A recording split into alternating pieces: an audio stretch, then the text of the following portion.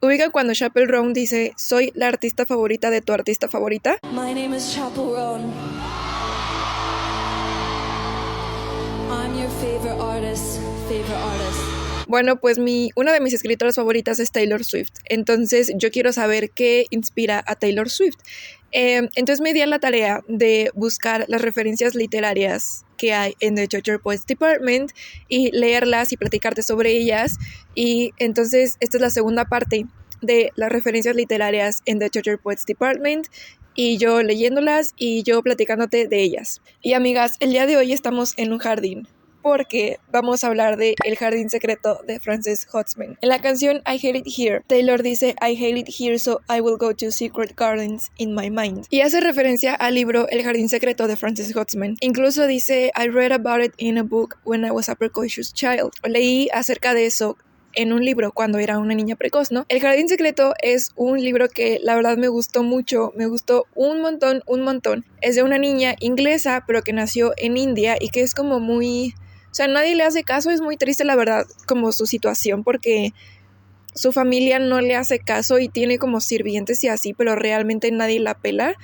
Y en un punto todo el mundo se muere porque llega la cólera, todo el mundo se muere y se queda sola y se tiene que ir a casa de su tío en Inglaterra, que su tío también es un señor que pues no le hace caso ni nada, y se tiene que ir a esta mansión gigantesca en Inglaterra, en la que pues también está muy sola, ¿no? Es una niña muy solitaria porque nadie la pela, y es muy triste eso, la verdad. Pero en esta mansión resulta que se entera de que hay un jardín secreto del que nadie ha estado en este jardín en 10 años, porque era el jardín de la esposa de su tío, o sea, técnicamente su tía, pero esta esposa falleció hace 10 años y entonces cerraron ese jardín como por la tristeza y así, y nadie ha estado en ese jardín, ¿no? Entonces esta niña se obsesiona con este jardín, con encontrar este jardín, y hay una llave, o sea, tiene que buscar la llave, y por eso en la canción de I Hate It Here dice Secret Gardens in my mind, people need a key to get you, the only one is mine. Las personas necesitan una llave para entrar a este jardín secreto y la única llave es mía. ¿Por qué? Porque justamente en el jardín secreto, en el libro, hay todo un tema con la llave y con encontrar la llave que abre la puerta al jardín secreto, ¿no? Entonces, eso es como el plot de la historia. Y también hay un niño que se llama Colin, que es su primo. Y, ay, amigas, es que muchas cosas que decir. Pero es una historia muy bonita. Pero al inicio, a mí me recordaba justo como a Peter Pan, que fue el último libro del que hablé en el video pasado. Porque por esta idea de... muy triste de los niños que no tienen como familia o que no pertenecen a nadie. Y es que al inicio se menciona como Mary, se le hace muy extraño como el no pertenecer a nadie, y que es una niña que está básicamente a su merced, o sea, es rica y tiene la vida resuelta, pero nadie le hace caso, ¿no? Esta onda de no pertenecerle a nadie se me hace muy fuerte, no en el sentido de que alguien sea tu dueño, pero sí en el sentido de no tienes como, a lo mejor sí tienes papás, pero no te hacen caso y no tienes nadie en quien como lean on, o sea, nadie como en quien confiar o que se preocupe por ti. Y eso me recuerda mucho a Peter, la verdad. Y en cómo las historias de niños muchas veces son muy tristes, o sea, yo no entiendo por qué tienen que ser tan dramáticas y tan tristes. Esta niña, todo el mundo a su alrededor se muere de cólera y por eso se tiene que ir. O sea, todo muy triste, ¿no? Evidentemente en algún punto encuentran el jardín secreto y es todo muy maravilloso. Las descripciones del jardín secreto son muy preciosas, muy preciosas, y me recuerda también a The Lakes y estas descripciones como de las plantas y de las flores y de querer estar en esta naturaleza y olvidarte del mundo real y solamente vivir en la naturaleza y ver así cómo crecen las florecitas, cómo se abren, ¿saben? Algo como muy romántico, muy de... pues sí, creo yo como del romanticismo, pero creo que la gran diferencia entre el libro y la canción de Taylor es que en la canción de Taylor es esta narradora que su jardín secreto está en su mente, ¿no? Y ella pues odia el mundo real y como que se abstrae, pero en su mente, y se imagina todas estas cosas en su mente. Y en el jardín secreto sí existe este jardín secreto y Mary Lennox al final sí lo termina compartiendo con otras personas, ¿no? Pero justamente creo que al final como que la idea del jardín secreto es que tienes que salir al mundo y experimentarlo y encontrar la magia en las cosas como más mundanas y en la naturaleza sobre todo, pero sí tiene mucho esta idea de no te puedes quedar encerrada en una habitación, sino que tienes que salir al mundo real y encontrar lo maravilloso del mundo, específicamente de la naturaleza, ¿no? Y en I Hate It Here es todo lo contrario, o sea, es esta narradora que no quiere salir al mundo real porque la tratan muy mal y se queda en su propio mundo, en su cabeza, en su propio jardín secreto del que solamente ella tiene la llave, ¿no? Esa creo que es como la diferencia más grande. Pero me gustó mucho este libro, está muy bonito. O sea, de verdad sí me abstrajo mucho justo como del mundo real y sí quería yo seguir en esta historia y seguir en estas descripciones de la naturaleza y de este jardín precioso, de cómo lo van arreglando, cómo va como surgiendo todo. Y sí fue uno de esos libros en los que te quieres quedar adentro del libro y no quieres como vivir el mundo real, aunque les digo como que técnicamente al final lo que quiere decir el libro es sal al mundo real y no te quedes encerrado en tu propio mundo, ¿no? Y en tus propias como pensamientos feos. Y otra cosa también es que me di cuenta de algo muy increíble, pero es que es como una conexión que yo tenía con Taylor Swift, según yo, romantizando mi existencia, pero cuando yo era niña, mi película favorita de la infancia era La Princesita, una película dirigida, por cierto, por Alfonso Cuarón. Es una película inglesa, me parece, y me gusta mucho esa película y la veía mucho cuando era niña. Ya les he comentado en otro video, pero yo no fui fan de Taylor desde siempre, o sea, yo empecé a ser fan desde Folklore, pero cuando salió Folklore, hay una canción en Folklore que se llama Seven.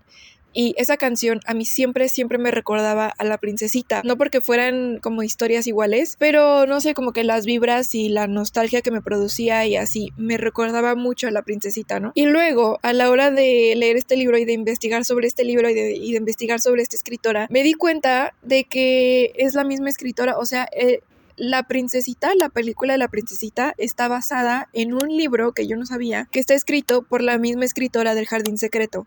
Entonces, pues a Taylor y a mí nos gustaban las mismas, como la misma escritora, pero es que yo no sabía. Y se me hizo muy bonito hacer como esa conexión.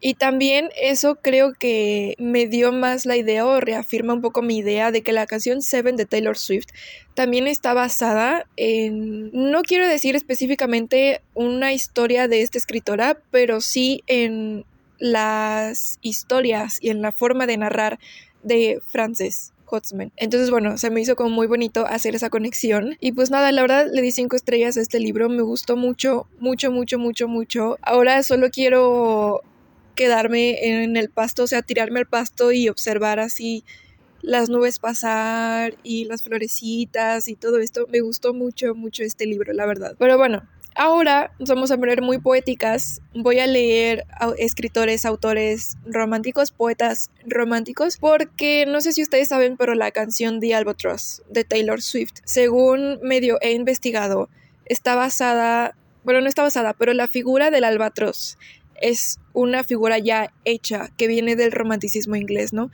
Y hay un poema de Samuel Taylor Coleridge, que es como, creo que es su poema más famoso, de la rima del marinero antiguo. Entonces voy a leer eso. Tengo un poco de miedo porque, pues, la verdad nunca le he entrado como a los poetas románticos, pero bueno, lo voy a leer. Y también otro de Baudelaire, que está más chiquito, que también habla de un albatros. Ese poema sí se llama literal El Albatros, ¿no?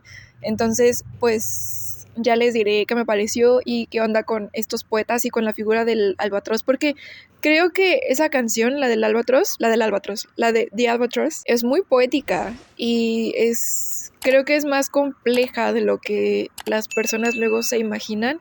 Entonces, bueno, ya les iré contando. ¡Guau! Amigas, me siento así como esta imagen de Drake y Josh cuando se acaban de bajar de la montaña rusa, así súper espectacular.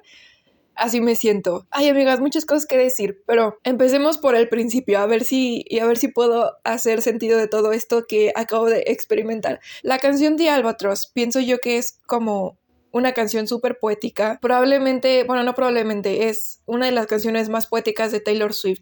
Y creo que, o sea, la tienes que estudiar como para captar las referencias y, o sea, es una canción como bastante compleja, ¿no? Bueno, no sé si compleja, pero hay que, o sea, sí hay que pensarle un poco y conocer de la literatura, sobre todo del romanticismo inglés. Pues resulta que la figura del albatros, vi a muchas personas que la relacionaban como con esta idea de que es un ave que puede volar como 6 años sin pararse, sin tocar tierra, y eso lo relacionaban mucho a pues a Taylor Swift y a su relación de 6 años y tal, ¿no? Pero es que en verdad va muchísimo más allá. No diría que no fue la intención de Taylor porque pues a lo mejor sí era un poco la intención, pero es que va muchísimo más allá. El albatros simboliza muchas cosas dentro de la literatura, sobre todo específicamente en la literatura del romanticismo inglés. Es que quiero hablar mucho del romanticismo inglés y de Taylor Swift y de cómo se conectan un montón de cosas y cómo estoy segura de que no son coincidencia y que Taylor está súper, súper influenciada por el romanticismo inglés con canciones como The Lakes, como I Hate It Here. O sea, es como toda una cosa, pero no he dicho nada. Pero bueno, el poema principal que toca el tema del albatros es La rima del marinero antiguo o viejo de Samuel Taylor Coleridge. Y es un poema bastante largo, la verdad. Sí te tardas un buen rato en leerlo y, bueno, sobre todo yo como en ver las anotaciones y las explicaciones de lo que estaba pasando. Y de verdad, nunca creí que me fuera a gustar tanto un poema de un señor del romanticismo inglés. O sea, me causó muchas cosas, no sé cómo... Me hizo como decir, amo la literatura. O sea, en verdad, la literatura es algo muy increíble, ¿no? Pero bueno, pero este poema es la historia de un marinero que está en una boda y que agarra a un invitado de la boda y le dice, te voy a contar una historia, siéntate, ¿no? Y el invitado está así como, ¿qué miedo me das? Porque tiene como un rostro muy extraño y dice como, bueno, entonces le cuenta la historia de cómo hace mucho tiempo él era un marinero y estaba en un barco con otros marineros y estaban en este barco, ¿no? Y de repente estaban pasando como por un lugar muy inhóspito, muy frío, muy con glaciares y así porque iban hacia el sur. Y en eso llegó un albatros, un ave albatros, ¿no? Este albatros los va como acompañando y se convierte como en... pues sí, como en una compañía para estos marineros, para este barco, y a partir de que llega el albatros, pues empiezan a tener como vientos favorables y les va bien y todo está muy cool, y a veces baja el albatros con ellos y ellos le dan, o sea, como que se entretienen con él y tal, ¿no? Y entonces, en una de esas, este marinero, el que cuenta la historia, dice, pero yo maté al albatros, o sea, yo le disparé con mi crossbow, con mi ballesta y lo maté, ¿no? Y ahí es donde empiezan todas sus desgracias. El que él haya matado al albatros hace que sucedan muchas, muchas, muchas desgracias para él, ¿no? Entonces, mata al albatros. Y todo el mundo le dice como, ¿por qué lo mataste? ¿Y qué onda? Los marineros son personas muy supersticiosas porque pues intentan explicar las cosas que les pasan, ¿no? Sobre todo en esas épocas en las que pues no se sabían muchas cosas, pero intentan explicar fenómenos naturales que les pasa cuando están pues en el mar, en medio de nada, ¿no? Entonces, la figura del albatros es muy interesante porque a veces cuando les va bien, dicen, estuvo bien que mataras al albatros porque el albatros es una figura, ¿no? Y simboliza como la mala suerte y que te aparezca un albatros es de mala suerte. Pero luego les pasan cosas muy malas y le dicen al marinero, es que no debiste haber matado al albatros porque el albatros nos estaba cuidando y es de buena suerte y así, ¿no? Entonces, como que según las cosas que pasen, el albatros se convierte en una figura o de buena suerte o de mala suerte.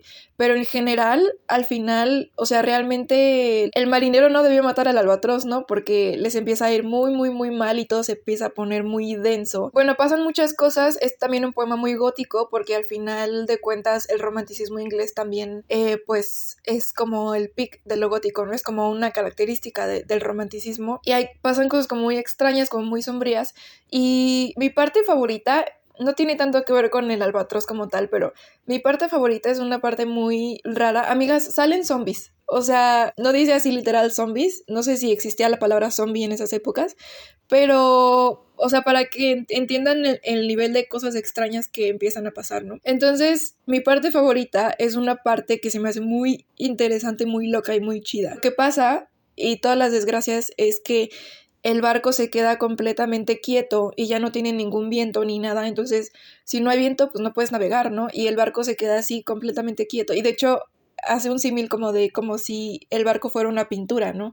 Porque una pintura no se mueve, está así completamente quieta. Entonces están ahí, llevan muchos días ahí, no tienen ya agua, no se les está acabando la comida, están todos deshidratados por el sol y están ahí, o sea, literal en medio de nada, sin ningún viento que les ayude a seguir avanzando. Y entonces ven un bote moverse el marinero vio un bote moverse hacia él, ¿no? Recordemos que no hay viento, entonces no tendría por qué moverse un bote porque no hay viento. Y ve a dos figuras.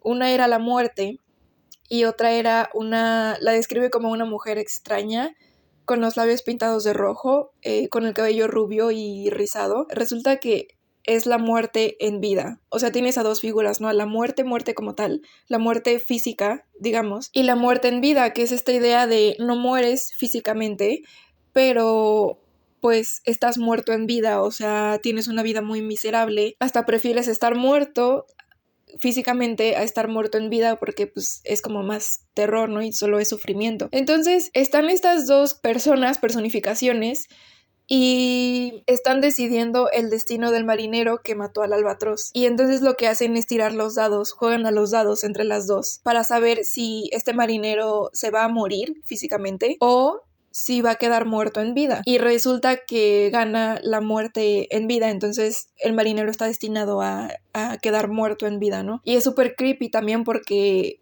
todos los demás marineros, que son otros 200 hombres, por la maldición que les trajo este marinero que mató al albatros, están destinados a morir. Entonces se mueren y se van cayendo así uno por uno, muertos físicamente, ¿no? Entonces está todavía más terrible porque se queda este vato muerto en vida en medio del mar con un montón de cadáveres a su alrededor, ¿no? Y me gustó mucho Ay, no sé, se me hizo muy creepy, también muy interesante esa parte, es mi parte favorita también. Y bueno, el poema en sí es sobre este marinero y todas las desgracias que trajo el haber matado al albatros, pero lo que Taylor toma de este poema es justamente la figura del albatros, ¿no?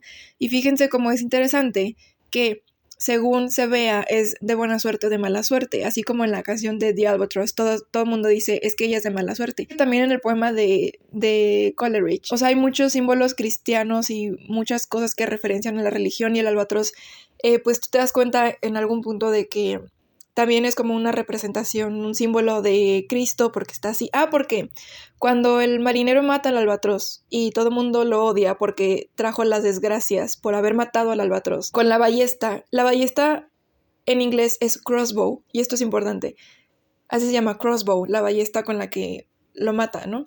Entonces lo mata y como castigo le cuelgan el albatros, se lo pone en el cuello, ¿no? Y queda así colgando.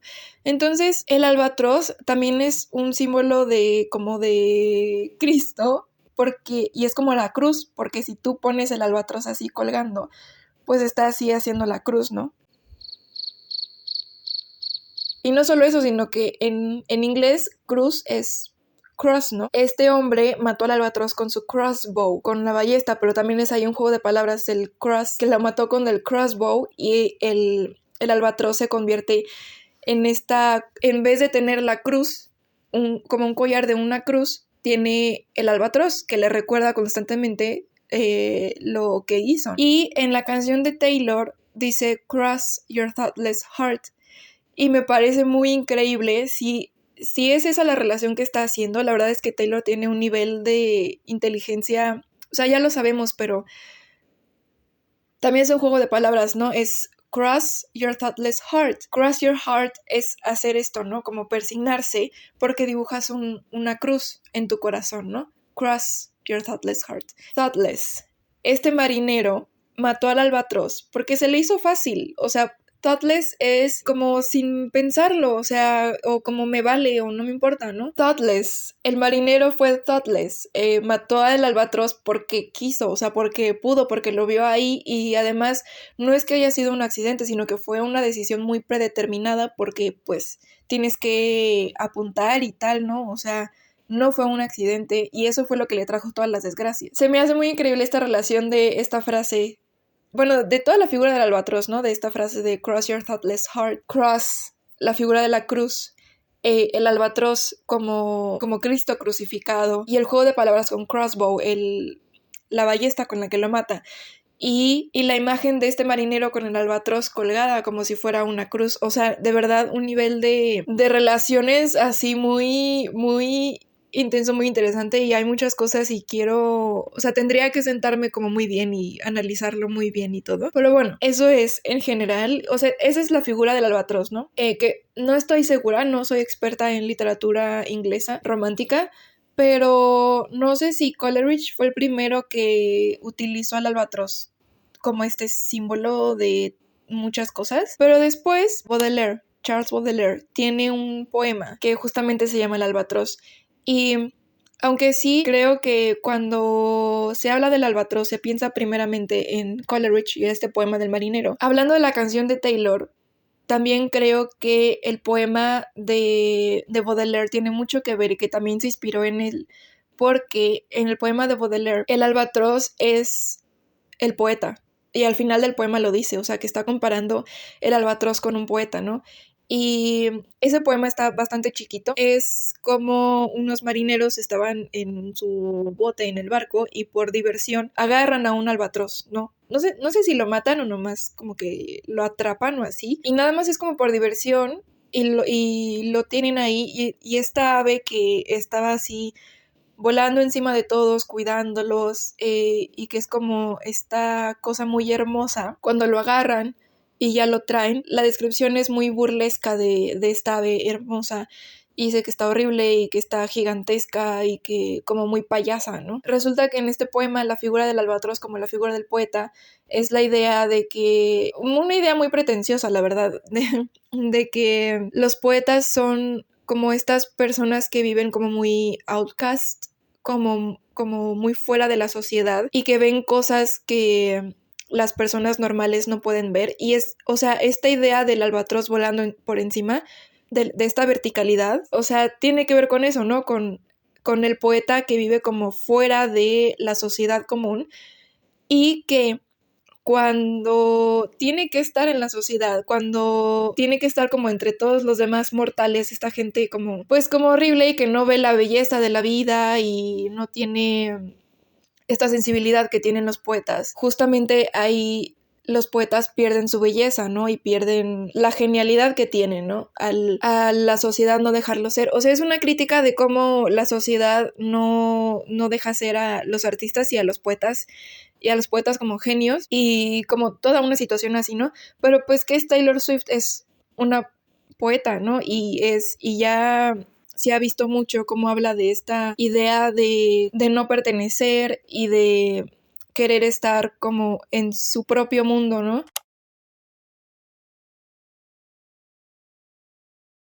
Entonces por eso creo yo que también toma como referencia este poema de Baudelaire, porque en el poema de Coleridge, o sea, el albatros no simboliza el poeta, pero sí simboliza muchas cosas que tienen que ver con la canción de The Albatross de Taylor Swift. Y en el poema de Baudelaire, el albatros sí que simboliza el poeta y como el genio poeta y tal, ¿no? Ay, amigas, no sé si me di a entender, espero que sí, pero es que aquí entre nos, o sea, verdaderamente estoy muy contenta, o sea, como que hice muchas conexiones y me emocioné mucho al leer sobre todo el poema de Coleridge, que de hecho Iron Maiden, el grupo Iron Maiden, tiene una canción que se llama como el poema y que dura como 13 minutos. Entonces, si no quieres leer el poema, puedes escuchar la canción de Iron Maiden y es como un resumen del poema. Que The Albatross, la canción de Taylor, no es un resumen del poema, sino es más bien tomar la figura del albatros para Taylor usarla a su manera, ¿no? No sé cómo explicar cómo en verdad el leer este poema, el de Coleridge, y el leer como las explicaciones y yo también hacer mis propias conclusiones y tal, me hizo tan feliz, o sea, me hizo tan apreciar tanto el genio literario, el genio poeta. En verdad, no sé si voy a dejar esto porque está como muy... Pero en verdad me encanta la literatura, o sea, fue uno de esos momentos en los que dije, la literatura es lo mejor que existe en esta vida, o sea, creo que ha sido mi cosa favorita que he leído en cuanto a en cuanto a este ejercicio de las referencias literarias en Taylor Swift. Y ya, es que no quiero sonar pretenciosa, amigas. No quiero sonar pretenciosa, pero es que en verdad, wow con Coleridge. Cerrando este capítulo, el siguiente libro que voy a leer va a ser uno que se llama Florida, de Lauren Groff, que no sabía si incluirlo, pero decidí que sí. Este libro en realidad no lo recomienda Taylor Swift, pero si bien en internet que Florence, que es la persona con la que colabora Taylor y la canción Florida de Taylor Swift está coescrita con Florence de Florence and the Machine, ¿no? Entonces, buscando las referencias literarias en internet, me encontré con que Florence publicó una foto de este libro y decía que cuando Taylor la invitó a colaborar en la canción Florida, este libro fue lo primero en lo que ella pensó. O sea, ese libro ella ya lo había leído, el de Florida de Lauren Groff, y cuando Taylor la invitó a colaborar, su mente inmediatamente se fue a este libro. Entonces, no sé si directamente fue una inspiración para escribir Florida, pero pues se me hace interesante, ¿no? O sea, también la idea es relacionar las canciones de Taylor Swift con la literatura, y si lo recomienda Florence, pues creo que va a estar chido, ¿no? Entonces, es un libro de cuentos, entonces es lo siguiente que voy a leer. Nos vemos con Cami del futuro. Adiós. Volvimos al jardín. Es que en mi cabeza Florida es verde, entonces sentí que este también era un buen lugar para hablar de este libro. Y la cosa con Florida, la verdad es que se me hace un concepto como muy interesante, porque Florida es este lugar en Estados Unidos que es conocido por diferentes cosas, ¿no? Y es un lugar como muy caótico, que tiene muchos huracanes, que tiene muchos cocodrilos y serpientes y animales que te quieren matar todo el tiempo, y también es un lugar al que se dice que se van las personas como para huir de la ley y esas cosas. También es un lugar como muy de fiesta y así, o sea, es un lugar con vibras muy específicas y muy caótico.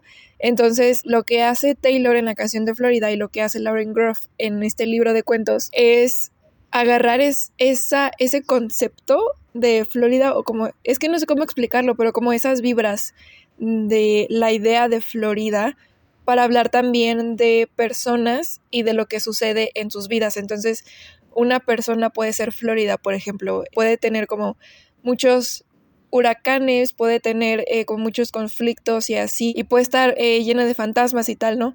Entonces, este libro es eso, es una colección de cuentos que suceden en Florida. No todos los cuentos suceden en Florida, pero de alguna manera, o sea, la mayoría sí, y los que no, de alguna manera se ligan con Florida, ¿no? Entonces, te voy a leer la sinopsis porque creo que hace un mejor trabajo que yo explicando estos cuentos. Las historias de esta colección abarcan personajes, pueblos, décadas, incluso siglos, pero Florida, su paisaje, clima, historia y estado mental, se convierte en su centro gravitacional, una energía, un estado de ánimo, tanto como un lugar de residencia. Groff transporta al lector, luego nos despierta con un chispazo de ingenio, una oleada de tristeza, un destello de crueldad, mientras escribe sobre la soledad, la ira, la familia y el paso del tiempo. Con una precisión y efecto sorprendente señala los momentos, decisiones y conexiones detrás del placer y el dolor humanos, la esperanza y la desesperación, el amor y la furia, los momentos que nos hacen estar vivos. ¡Hay un colibrí! ¡Hola! Bueno, en general me gustó el libro, sí me gustaron los cuentos. Sin embargo, hubo unos cuentos que me gustaron mucho. Hubo otros cuentos que estuvieron como ok, y hubo como 2-3 cuentos que yo, no es que no me hayan gustado, sino que no entendí qué estaban haciendo en este libro, porque justamente todos los cuentos tienen como las mismas vibras de Florida, y hubo como 2-3 que no, y que no entendía por qué estaban ahí, y creo que tiene también que ver con que justamente eran los cuentos que no estaban situados como tal en Florida, sino que sucedían en otras partes del mundo. Entonces no sé, son cuentos llenos de, pues sí, de huracanes, de personajes como moralmente grises, con situaciones pues bastante oscuras, lleno de fantasmas y de situaciones así. Y antes les había dicho que no estaba segura de si este libro había inspirado como tal la canción Florida, pero creo que sí, porque da las mismas vibras, la canción y el libro, pero hay un cuento en específico que yo cuando lo estaba leyendo dije, esto, mi Florence lo utilizó para la canción. Es un cuento que se llama Eyewall. Es de una mujer que está en su casa y se acerca a un huracán y sucede el huracán, y mientras afuera está el huracán, a ella la visitan como fantasmas de su pasado. Cuando hablo de fantasmas no me refiero a fantasmas en el sentido de qué miedo los fantasmas, me refiero a en este libro y en la canción de Taylor también, estas cosas y estas personas de tu pasado que quieres olvidar, pero no puedes y te persiguen y te siguen atormentando, no tanto en el sentido como de aparecidos así, sino ideas, vaya, esos son fantasmas, ¿no? Entonces, en este cuento está esta mujer en su casa, afuera hay un huracán y le empiezan a visitar fantasmas, personas que ella conocía en su pasado y que ahora están muertas, que eso es un fantasma realmente. La visita su ex marido, la visita su exnovio de la juventud, la visita su papá, pero hay una escena muy específica en la que está ella encerrada en el baño con una botella de vino en la tina y está con un fantasma, que en ese momento creo que el fantasma es su papá. Y en la canción de Florida hay una parte en la que Florence justamente dice: "Barricade in the bathroom with a bottle of wine.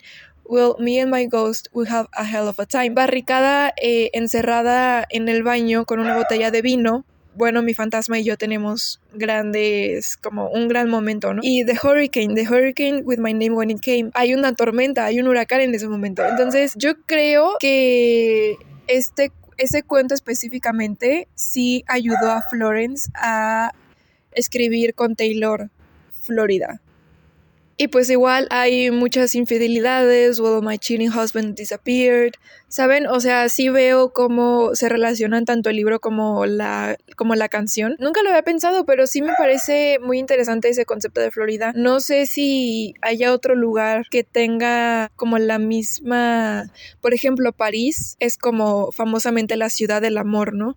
Pero creo que no es tan específico como Florida, y como Florida se puede asociar también a las personas y a una situación de vida. Entonces me gustaron los cuentos. Hubo 2, 3 que no entendí qué hacían ahí, pero... Y además vi en internet que otros libros de Lauren Groff son mejores y que este no es su mejor libro, entonces creo que sí voy a buscar otros libros de ella. Entonces, bueno, esto fue Florida. Y amigas, ese fue el último libro que voy a leer para este ejercicio de leer los libros que inspiraron The Georgia Poets Department. Sin embargo, ahí no acaban las referencias literarias y te traigo una lista. Pero es que las demás que hay, como que no se leen como tal en libros. Algunas, las referencias mitológicas, y hay otras que, o sea, que me parece más que Taylor sacó una frase y ya, y que no esté tan relacionada con el libro, con la historia, y otras que la verdad no tengo ganas de leer, honestamente, no te voy a mentir, pero te las voy a decir por si a ti te interesa leerlas y como para hacer bien toda como el trazado de las referencias literarias, ¿no? Entonces empezamos por los mitos griegos. Hay 2 mitos griegos a los que Taylor hace referencia. El primero es Cassandra, que tengo un video completo hablando de Cassandra y analizando Cassandra por si lo quieres ir a ver. Pero básicamente Cassandra es esta mujer que era hija de los reyes de Troya y que Apolo le dio el don de saber qué va a pasar en el futuro, pero también le dio la maldición de que nunca nadie le va a creer cuando ella intente advertir a las personas de las desgracias que van a pasar en el mundo. Por ejemplo, Cassandra supo lo que iba a pasar en Troya, sabía la trampa del caballo de Troya e intentó advertir a los troyanos, pero no le hicieron caso. Tuve que rescatar a mi perro. Entonces, en la canción Cassandra, la idea es que la narradora o Taylor intenta advertir a todo mundo de personas que no son buenas personas y que hacen mal, pero nadie le hace caso y más bien la tachan de bruja y de loca y así, ¿no? Y luego tenemos el mito de Sísifo, amigas. En la canción de Thank You Amy dice: "I pushed each boulder up the hill. Your words are still just ringing in my head. Ringing in my head. Thank you, Amy." Empujé cada piedra arriba de la colina, pero tus palabras siguen en mi cabeza. Sísifo es este personaje de la mitología que está condenado a subir una piedra por una montaña, y cuando llega arriba de la montaña y llega con la piedra se vuelve a caer y él tiene que bajar y volver a subirla, y así durante toda la eternidad. Entonces, la referencia aquí al mito de Sísifo es la narradora diciendo lo inútil de hacer las cosas. Y ella dice: no puedo olvidar lo que me hiciste, no puedo olvidar tus palabras, no puedo olvidar todo lo que las consecuencias que tú me trajiste, tus palabras siguen en mi cabeza, ¿no? Y es como empujar la piedra hacia arriba y cuando piensas que ya perdonaste, que ya vas a olvidar, vuelve a caer la piedra y tienes que volver a empujarla hacia arriba. Eso antes del puente de la canción que cambia la historia, pero bueno, esa es la referencia ahí, ¿no? Siguiente. También encontré que en But Daddy I Love Him, cuando dice Stay away from her, the saboteurs protested too much, aléjate de ella, los saboteadores protestaron mucho, es posiblemente una línea de Hamlet de William Shakespeare, que dice methinks the lady doth protest too much. Esta es una referencia que no estoy segura de que realmente sea una referencia, pero bueno, ahí está el dato. Otra referencia de Shakespeare es en The Albatross. Esta me gusta mucho. En The Albatross dice a rose by any other name is a scandal. Y resulta que esta es una referencia a Romeo y Julieta de Shakespeare, porque hay una parte en la que Julieta le dice a Romeo, a rose by any other name would smell as sweet. Una rosa con cualquier otro nombre olería igual de dulce. Que en Romeo y Julieta, lo que quiere decir Julieta con esta frase es que no importa cómo te llames, vas a seguir siendo Romeo y vas a seguir siendo este amor de mi vida y vas a seguir oliendo igual de dulce. O sea, una rosa, no importa cuál sea el nombre de la rosa, puede llamarse rosa, puede llamarse paraguas, puede llamarse, ¿saben? Como el nominativo de la rosa, no importa cuál sea el nombre, sigue siendo igual de bonita, sigue oliendo igual de rico y tal, ¿no? Entonces, como en Romeo y Julieta, justamente el problema es sus nombres, sus apellidos, por eso dice, una rosa bajo cualquier otro nombre sigue oliendo igual de bonito. Tú, con cualquier apellido, sigues siendo Romeo, sigue siendo este increíble ser humano del que estoy completamente enamorada, ¿no? Entonces Taylor en The Albatross dice a rose by any other name is a scandal. Cambia ahí la frase, que es algo que Taylor hace mucho, cambiar frases literarias o frases muy comunes, cambiarlas para darles otro significado, ¿no? Entonces aquí dice una rosa por cualquier otro nombre sigue siendo un escándalo, va a ser un escándalo. Que con el contexto de la canción, yo creo que se refiere a que no importa con quién salga ella, o sea, no importa si sale con el hombre más aceptado, políticamente correcto y tal, que todo el mundo ame, o tiene de novio a alguien completamente horrible, va a ser un escándalo. O sea, no importa el nombre de la persona con quien ella salga, va a ser un escándalo de todas formas.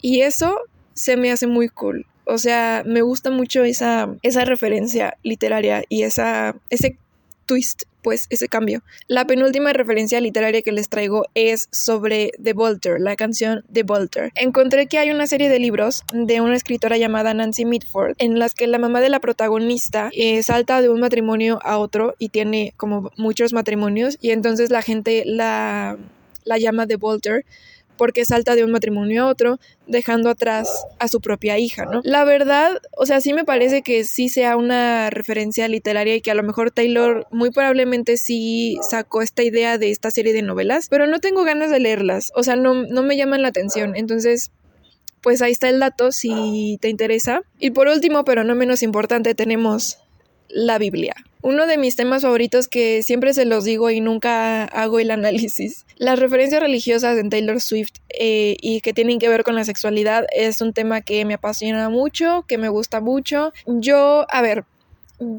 no fui criada católica, no fui criada bajo ninguna religión, pero me gustan mucho las historias bíblicas, la verdad, y la Biblia como, digamos, como libro, como literatura, vaya. Entonces, si lo vemos de esa manera, en Guilty as Sin dice, what if I roll the stone away? They're gonna crucify me anyway. Lo cual me parece a mí muy icónico porque lo que está haciendo aquí Taylor es compararse con Jesucristo. No solo eso, no solo compararse con Jesus, sino en una canción en la que básicamente nos está contando cómo se está masturbando. Y no sé, tal vez pienses que sea algo muy hereje, tal vez pienses que sea algo ofensivo, pero a mí me parece icónico, la verdad, no te voy a mentir. Es que esta historia no me la sé muy bien, esta parte, pero según yo, roll the stone away, como empujar, o roll la piedra afuera, es la tumba de Jesús cuando Jesús resucita. Y creo que van a revisar su tumba y quitan la piedra, they roll the stone away, y Jesús ya no está adentro, lo que significa que efectivamente resucitó y se salió y tiene que ver con, pues, con regresar de los muertos, tiene que ver con la victoria, con estas cosas y con efectivamente como me destruyeron, literal a Jesús lo crucificaron, me destruyeron, pero yo regresé. Me parece muy icónico, la verdad, y pues eso. Entonces, bueno, amigas, creo que esas son todas las referencias literarias. Si no has visto la primera parte de este video, te invito a que vayas a verla. ¡Ay! Me falta una. En Fresh Out the Slammer, no estoy completamente segura, pero a mí me parece que hay una referencia a Gatsby, porque al final dice, y tú me esperas con la luz del porche prendida, y eso me recuerda a Gatsby, y como la casa de Daisy siempre tiene esta luz, me está llegando el sol, de cómo la casa de Daisy tiene la luz que Gatsby ve desde su propia casa y es como simboliza muchas cosas y como este deseo de estar con Daisy, pero también lo creo porque en Fresh Out the Slammer y en El Gran Gatsby es esta situación de esta pareja que en algún momento sí que estuvieron juntos o que tuvieron sus cosas y luego se separaron por cuestiones de la vida y ya siguieron con sus vidas y ya no pudieron estar juntos y ahora es como este intento de regresar o de tener algo después de muchos años. Y no me parecería tan descabellado porque hay muchas referencias a Gatsby a lo largo de toda la discografía de Taylor Swift. Hay varias referencias al Gran Gatsby. Entonces esa puede ser también otra. Y ya, creo que es todo. Si tú captas otra referencia literaria, déjala en los comentarios. Pues nada, muchas gracias por verme. Nos vemos en otro video. Adiós.